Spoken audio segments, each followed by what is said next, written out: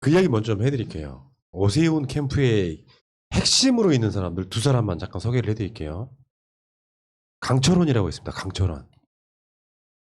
부산에 LCT가 있다면 이명박 때 서울에는 뭐가 있었냐면 파이시티라는 게 있었어. 아는 사람들은 아는 이야기야.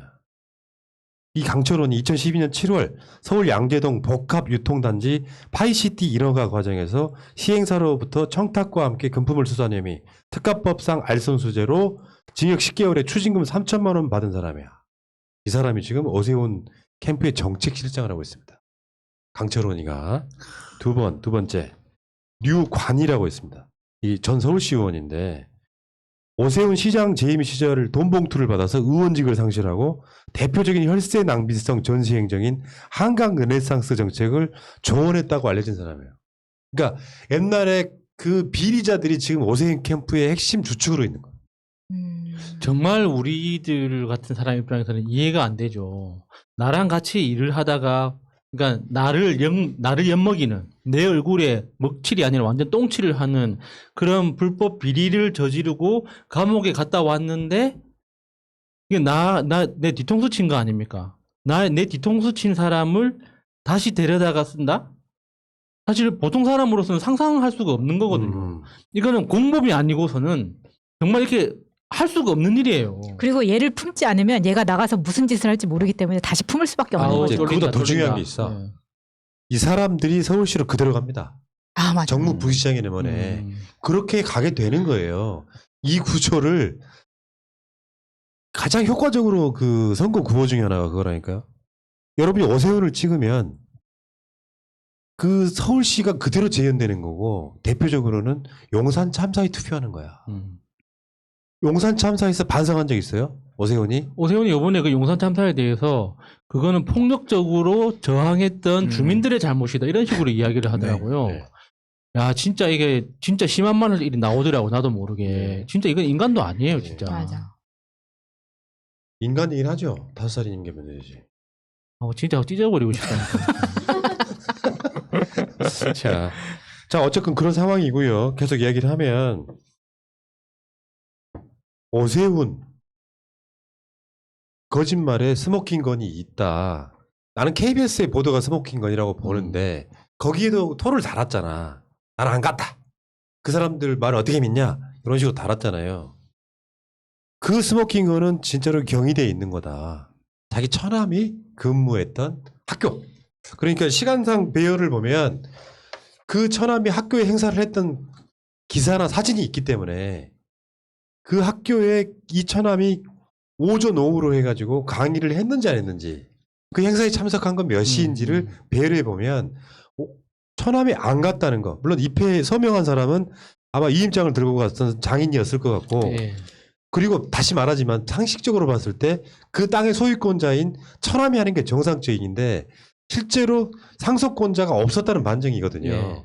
그러니까 경희대가 여기에 대해서 그걸 밝혀주면 되는 거예요. 그러니까 경희대가 만약에 오래된 그 행사에서 기록이 없다면 그날 행사가 대학원 학위 수여식이었잖아요. 그러면 100% 이건 제가 장담하는데 누군가는 기념사진을 찍었을 겁니다. 그러니까 2005년이죠. 2005년이니까 그 당시는 그러니까 필름 카메라와 디카가 동시에 이제 존재하는 때였으니까 필름 카메라에도 그 오른쪽 밑에 날짜가 찍히잖아요. 그리고 디카에도 그 날짜가 다 기록되지 않습니까? 그러니까 누군가는 그 기념 사진을 가지고 있을 거라고. 그 사진만 찾아도 확인이 되는 거예요. 없으면 없는 대로 확인을 하고 있으면 있는 대로 확인할 수 있는데 왜 가만히 있냐고. 네, 이게 경희대 경영대학원 송상호 교수가 참여했던 행사는 2006년도 6월 13일 오후 1시 반부터 5시까지 진행됐던 행사고요. 병원 경영 MBA 과정 수료식 행사였었는데요. 그런데 왼쪽에 앞쪽에서 네 번째 줄에 송상호 교수가 앉아있는 사진을 우리가 봤던 겁니다. 네. 그런데 여기에 메디월드라는 신문사가 있는데요. 이 메디월드 신문사의 2005년 6월 15일 20시 5분 인터넷 뉴스에 따르면 의료경영학과 송상호 교수가 참석한 가운데 행사가 열렸다라는 뉴스 보도가 있어요. 그러니까 1시 반에 송상호 교수는 개회식 순간부터 앉아 있었던 거예요. 그러니까 그쪽에서는 네. 자기가 뭐가 일이 있어가지고 사진 찍는 데만 참석했다 이렇게 변명을 하고 있거든요. 근데 이게 그렇다면은 1시 반에서 5시입니다. 그리고 감사패 증정식은 맨 마지막에 했더라고 했어요. 예. 그러면 1시 반에 이 사람은 있었고 그리고 5시에도 있었던 거예요. 그럼 중간에 날아갔다 왔느냐? 그랬다고 친다면 그 안골 식당에서는 점심 식사를 했죠. 따라서 2시부터 뭐 4시 사이에 왔다 갔다 한다고 하기에는 말이 안 돼요. 점심 식사 시간이 아니기 때문에.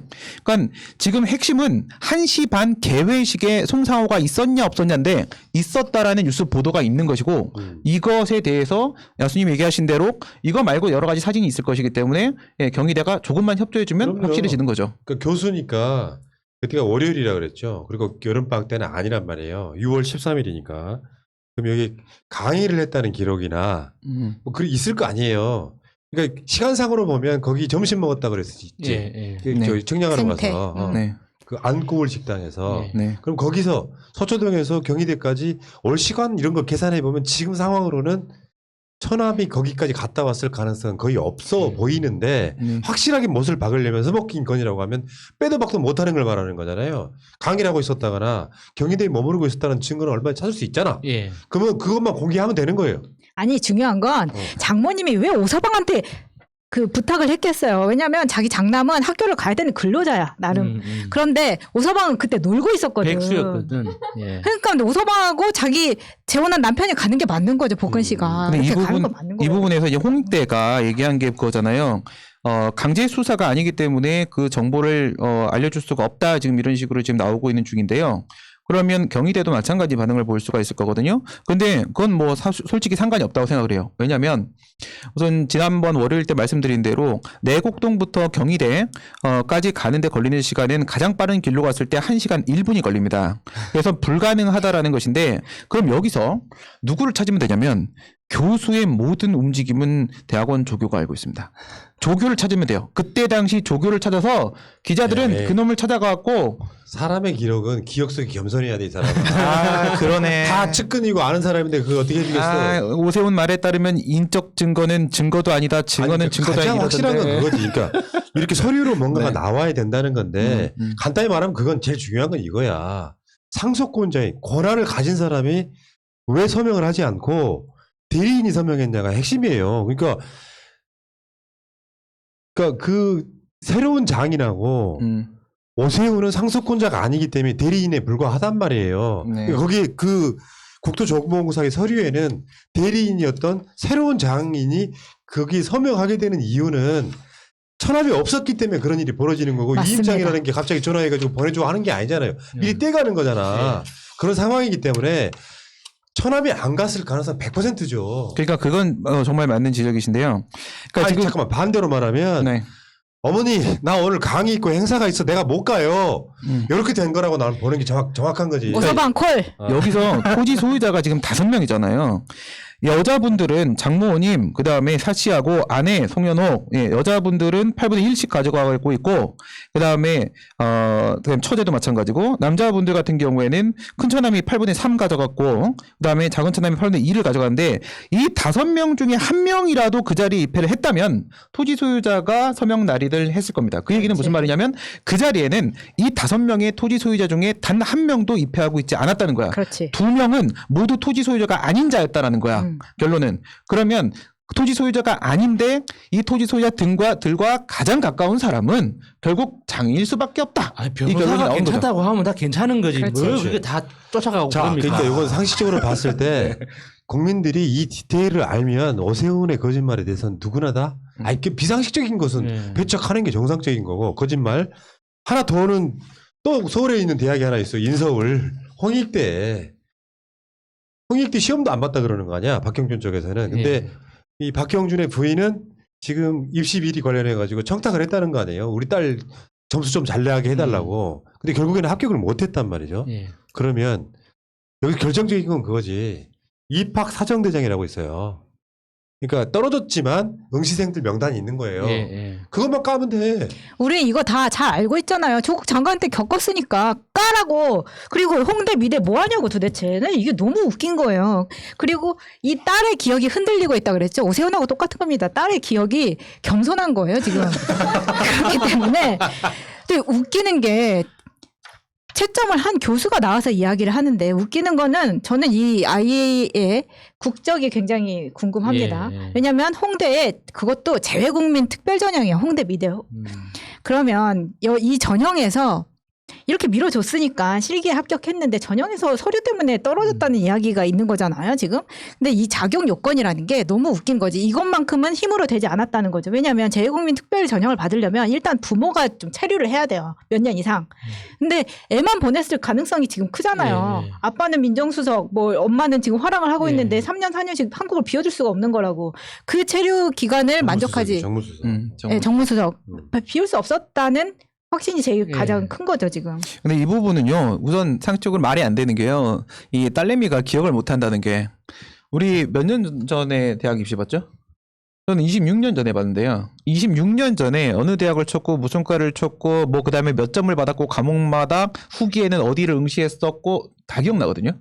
그게 기억이 안 난다면, 우리나라 지금 입시제도 같은 데서, 초등학교부터 해서 12년간 오직 그거 하나 보고 달려갔는데, 그게 기억 안 난다는 것 자체가, 그건 말도 안 되는 얘기고요. 그다음 두 번째, 이 김승현 교수의 기억이 상당히 구체적인데, 이 정도면, 재판부는 당연히 사실로 인정을 합니다. 근데 이게 만약에 사실이 아니라고 한다면, 김승현 교수의 주장이 사실이 아니라고 한다면, 이거는 1998년도였나요? 우리 마지막 울산 영남위원회 사건, 조직 사건, 국정원이 만든 조직 사건 그런 걸 지금 김승현 교수가 만들었다는 거예요. 이 구체적인 상황들을 일일이 하나씩 퍼즐을 맞춰갖고 지금 만들어가지고 나오셨다는 거냐고요. 그러니까요. 말이 안 되는 거잖아. 그러니까 국정원이 하던 짓을 김승인 교수가 했다고. 혼자서 막 네. 능력자 막 미대 교수 아니야 막. 그러니까 이게 이 거짓말쟁이들을 어떻게 해보면 좋겠냐 싶을 정도로 이 기억이라고 하는 게 계속 논밭을 갈구며 농사를 지어요.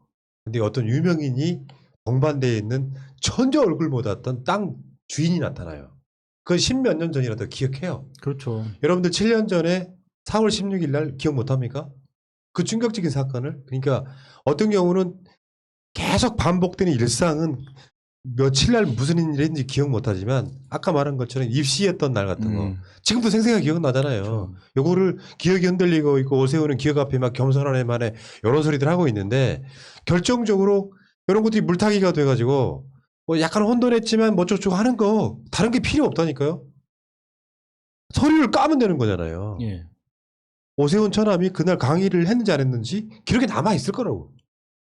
그리고 홍익대 입학 사정대장을 보면 응시했는지 안 했는지 까면 되잖아요. 왜 안 해? 침묵하는 홍대 미대를 보면은 다 의심스러워요. 다 우습게 보이고. 그러니까 홍대에도 문제가 있지만, 그러니까 박형준의 행태가 진짜 좀 정말 분노를 자아내는 게 홍대의 논리는 그거잖아요.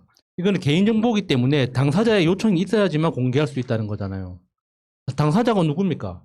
당사자가 좀 보여주세요 하면 끝나는 거예요. 안 그러면은 우리를 고소를 하든지. 그러니까 그렇게 그러면 억울하면 끝나는 건데 그냥 아무것도 안 하고 아니다라고 말만 하고 있으니까. 흔들리고만 있어요. 박형준의 그 행태가 진짜 제일 분노스러운. 그러니까 지금 거예요. 여기서 이제 교육부에서 움직일지도 모르는 상황이 있잖아요. 지난번에도 우리가 개인정보보호법을 봤었는데 이것이 정부기관의 직무수행을 위해서 필요한 경우에는 예외적으로 상대방의 동의를 받지 않고도 그것을 수집하고 공개할 수 있는 규정이 지난번에 있었던 거 우리가 확인을 했습니다. 그래서 교육부가 지금 움직일지 말지를 지금 결정을 하겠다. 지금 얘기를 하고 있는 건데 아무도 안 움직이면 홍대 안 움직이고 경희도 안 움직이면 교육부에서 움직여 주시는 게 필요하지 않을까 싶습니다. 자, 어쨌건 그렇고요. 국민 여론조사 결과도 이런 게 있잖아. 막 박형준이 김영춘 후보를 엄청 앞서고 있고 오세훈이 박영선 후보를 엄청 앞서고 있다고 하는 그런 여론조사도 있지만 전혀 믿으시면 안 되고 심지어 이런 여론조사도 있어. 박형준 딸의 홍익대 응시를 둘러싼 의료 의혹 관련 자료 공개 여부에 대해서 여론조사를 한 게 있었어. 그 KSOI 한국사회여론연구소가 58.4%가 공개해야 된다고.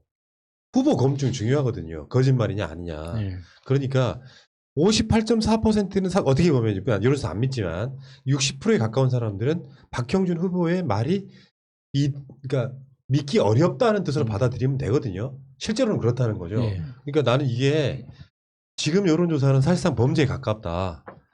선동 조작이 막 동원되는 거라 그렇지만 일반 국민들 일반 저변에는 오세훈 박형준 믿기 어렵다라고 하는 정서도 깔려 있다. 예. 여기 선거 때 저는 표식으로 나타날 거다 이렇게 봅니다. 이 얘기는 여기까지 하시고.